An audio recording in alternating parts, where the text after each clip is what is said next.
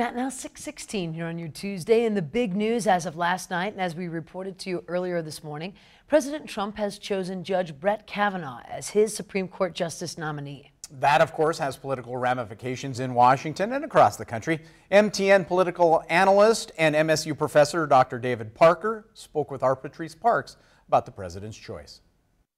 President Donald Trump has picked 53-year-old federal appeals court judge Brett Kavanaugh to become the next Supreme Court justice. If confirmed, he would fill the vacancy created by the retirement of Justice Anthony Kennedy. We are joined by MTN Political Analyst and MSU professor Dr. David Parker. Welcome. First off, Dr. Parker, is this a good pick? So when I look at these picks, the first thing I ask myself is this pick qualified? And certainly strong qualifications here. The man's been on the D.C. Court of Appeals for about 12 years, so has a ton of judicial experience. So in that sense, very qualified.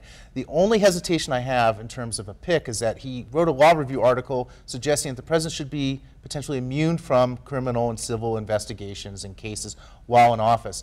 And that strikes me as a little bit bizarre given the fact the Clinton versus Jones case was a 9-0 decision, and the New York Times the Nixon versus U.S. case back in the early 70s was also unanimous. But other than that, he definitely has solid qualifications. Okay, and what does this mean for the state of Montana? The first thing you have to understand is that conservatives are going to like this pick.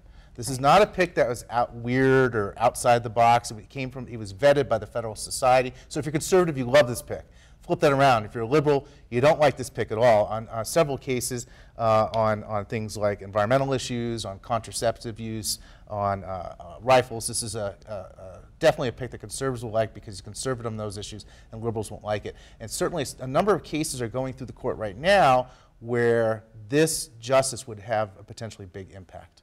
All right, and what are the implications for the Senate race? That's kind of the big question in Montana. That's the secret sauce. It's kind of hard to figure that out. So on the one hand, evangelicals were not terribly thrilled with Donald Trump and his behavior, but you know why they voted for him?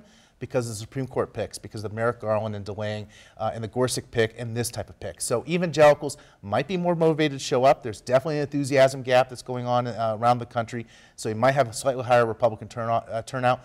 That's not necessarily great for Jon Tester.